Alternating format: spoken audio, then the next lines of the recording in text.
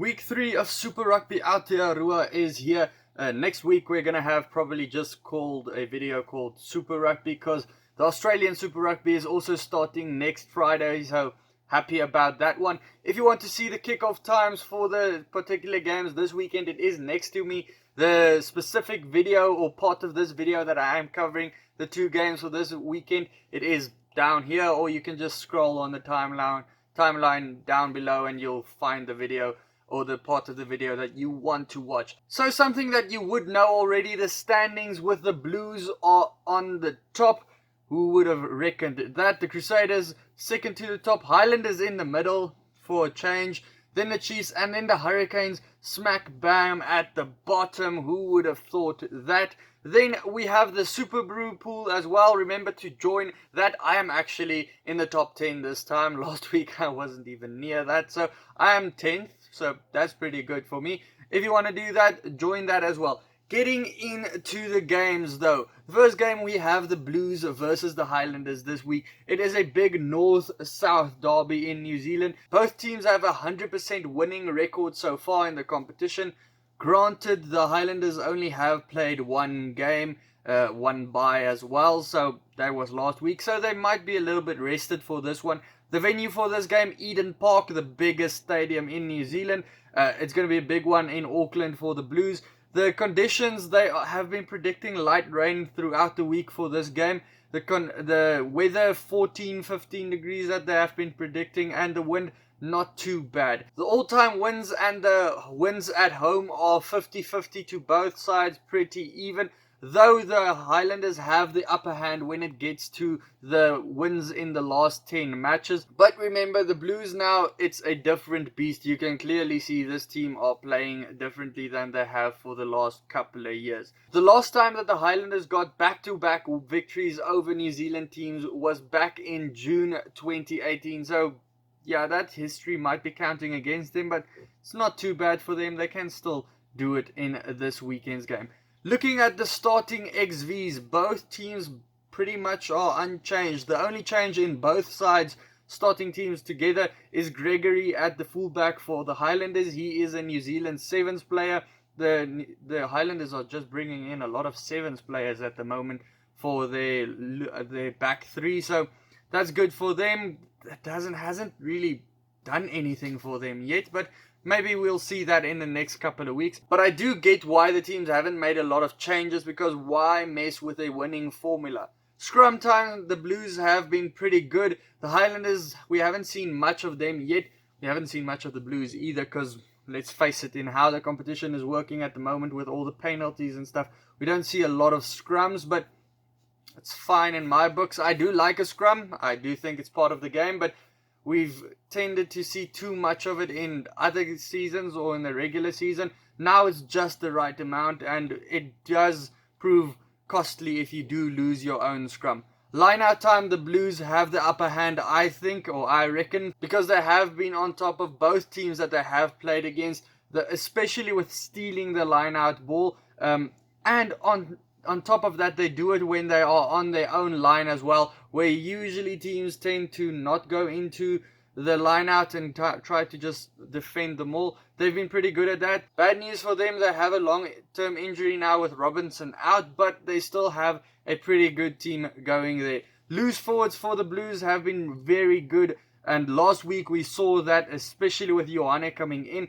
and he showed what he can still do with Sotutu basically stealing his jersey, or well, now that he showed he could play number 6 as well, and what an asset he is in a park where you have Sotutu and Ioane on the park. Really good last week. Highlanders loose forward was good as well in week 1. Hunt was good. Frizzell, he was good as well, especially with his offloading. And then remember, Makele Tu'u, he's always good. I compare him and Sotutu a lot. They do play similar roles, so both of them are young. It's going to be quite interesting to see how they play up against each other in a big game like this. Remember, there's all black positions up for grabs in this competition. Then we get to the back line, to the scrum half, Sam Knock. He was pretty good in last week especially. First week out, he was average. His box kicks wasn't brilliant. He didn't go out very far. He was a bit slow getting the ball out of the ruck and the scrum.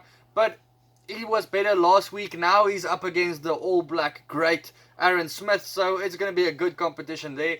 Then Otere Black versus Mitch Hunt, that's going to be a big one as well. They are both the outside horses when it comes to All Black positions at the fly half, so it's going to be a good competition for me to see who the actual better one is. Otere Black has been in good form so far this season. The center combination, Fayane and Ioane for the Blues, have been very good and lethal for their team, especially in round 1. We saw how Ioane just broke through the line a couple of times, while the Highlanders, their combo is average. I haven't seen much of them in the regular season as well. They proved to be good but not great. The back threes for both teams, the Blues do have the upper hand here as well. Clark, Talia and Bowden Barrett has been immense. Clark, we saw how he just busts through tackles the whole time.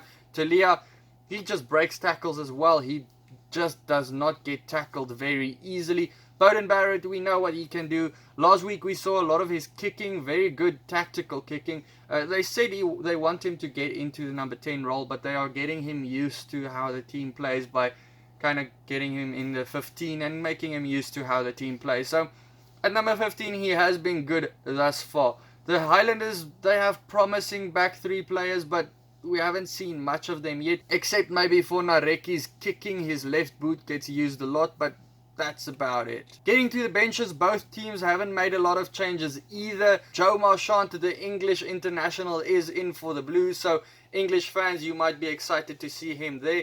They do use him a lot on the wing. I think he played 3 games at the wing and 3 games at the center in the normal season, so they do use him there as well. So he was pretty good there. He scored a lot of tries on wing, so he's good over there.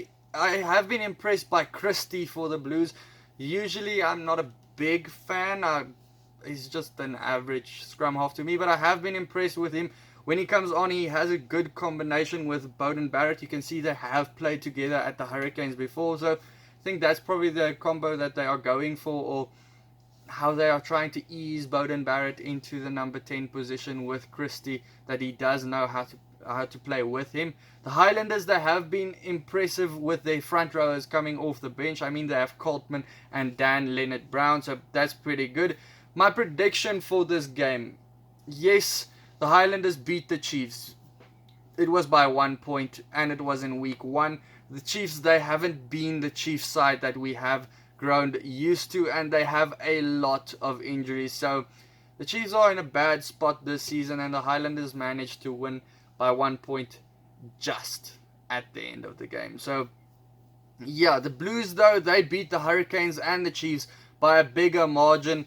Not to mention that the Blues have a better team on paper. We know the game isn't played on paper. They are at home with that massive crowd that they're probably going to get again. So for me, I think the Blues are going to win by 12 points. But take that. Don't just put down 12 points for your prediction, because I'm usually right till the last 5 minutes and then everything goes up in smoke. So yeah, let's get into the next game. Then we get to the Crusaders versus Chiefs game. It is the first game for the Crusaders actually at home. They are playing at the Orange Theory Stadium, which is the new name for their stadium. They always change that name. They change it like socks. But anyway, that's apparently the new name. It's been the new name for quite a while apparently. But anyway, the conditions for the game are light rain. They've also said clouds a couple of times through the week.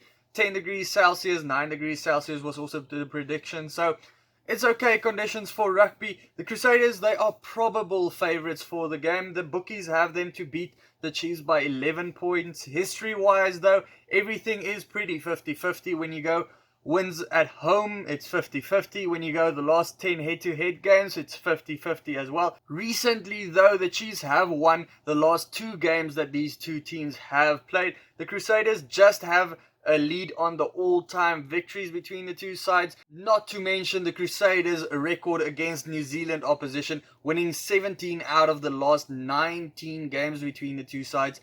But both of those losses were against the Chiefs. The Crusaders at home, though, is good as well. They've only lost 2 games in the last 45 games. So yeah, at home, they're not a team to beat easily. They are pretty strong over there. Getting to the team, Scott Robertson was very lazy picking his Crusaders team this weekend, making no changes whatsoever. Is this a sign of confidence? Does he think his team played really well last week and they will probably continue doing the same? While the Chiefs, they made a couple of changes with the guys coming back.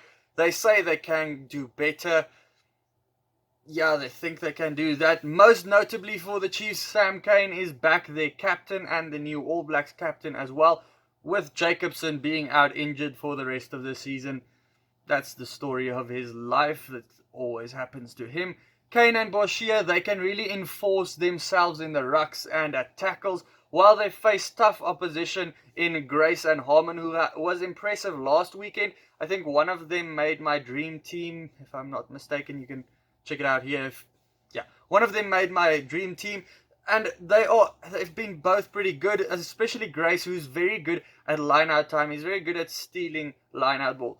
Douglas versus Soakula at number 8 can be pretty good as well. They're both very hard runners with the ball. The Crusaders' scrum is a bit more dominant though, I think, because the All Blacks front row that they have is pretty strong, with Taylor being the captain of the side now, with Scott Barrett also being out for the rest of the season. Story of his life as well. So yeah, he's also strong there, I think, and it's going to go well for them. Whitelock and Dunshire both brilliant at line-out time. They might find some resistance, though, with Brown being back. And then Arcoy, I've been pretty impressed with this guy.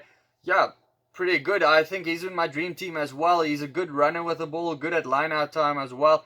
He doesn't get used a lot, but when he does get used, he's a pretty safe bet for them. In the back line, a big matchup, Bryn Hall versus Weber, I think is going to be a big matchup because I've said it a couple of times. Weber is the third choice scrum half in the All Blacks, so he's the guy to beat. He's the guy that is always in the firing line for other scrum halves, so it's always a big matchup for other guys that are on the fringe to become an All Black. Then the one matchup that I do think is the matchup of the weekend, it's Cruden versus Mahunga. The Crusaders pivot has probably been better. Last week he was pretty good, but we've seen glimpses of Cruden and how he can take the ball to the line still. And he's tried a couple of cross kicks that haven't worked so far, but you can see there's something there still. I think it's going to be a dangerous matchup between these guys. Then there's some All Black centre action as well with Anton Leonard-Brown versus Goodhue. I think that's going to be a good one because both are hard runners with the ball, both are big tacklers, and both are good offloaders. I think that's going to be a big one. Then out wide, as always with New Zealand sides, it's a good matchup. With Ale Malo coming in for the Chiefs, they still have Wainui, who's been pretty good for them. And then D-Mac, Damien McKenzie, he's been okay. He has had glimpses of excellence when he joins the line, but not there yet. But I think somewhere he's going to click into gear and he's just going to score tries and assists and all that stuff. He does it all the time. For the Crusaders, though, they have Will Jordan, who was brilliant last weekend. Reese as well, who just never stops scoring tries. And then Bridge, who is probably a very underrated All Black star, in my opinion. A lot of internationals don't rate him at all. I do rate him. He just scores tries as well. Again, like I said, on the bench, there isn't changes either for the Crusaders. I think last weekend, Drummond, he was pretty good. Havili, he played at centre when he came on because Eno got injured. He gets injured a lot as well. When Havili came on, he bumped off Lamape, scored a try, so not a bad day for a fullback / fly half to play at centre. Then Fainga Anuku, he hasn't really put his stamp on the matches yet because he doesn't play a lot, and yeah, we just haven't seen what he is capable of, because I know he is a pretty big guy. He has a lot of potential behind him. Then for the Chiefs, Takiao, he's the number 16 for them. He is hinted to become an All Black one day because most teams have pretty old hookers and he's a starting hooker most of the time. They also brought in Karpik and then Manu. I have been impressed with Geldenhuys every time he's come on. Yes, he's a traveling guy. He's been at every single team in the Southern Hemisphere, but he's been good. Thompson as well, he would want to make an impact. Last week, I think he made a mistake when he came on and that kind of ruined what he can do. But he would want to make a big impact when he comes on. My prediction for the game, yes, the Chiefs, they are getting some of their guys back. But is that enough? Probably not. I think the Crusaders will win by 18 points. Guys, let me know your prediction for this game down in the comments below. Remember, tonight, 7 o'clock South African time. I'm not sure about the other times. I'll probably put it here next to me. I'm talking to Gareth Mason on his channel. We're going to talk rugby and all things in it. So, guys, join us for that. I think it's going to be very fun. And then I'll see you for the next one. Cheers.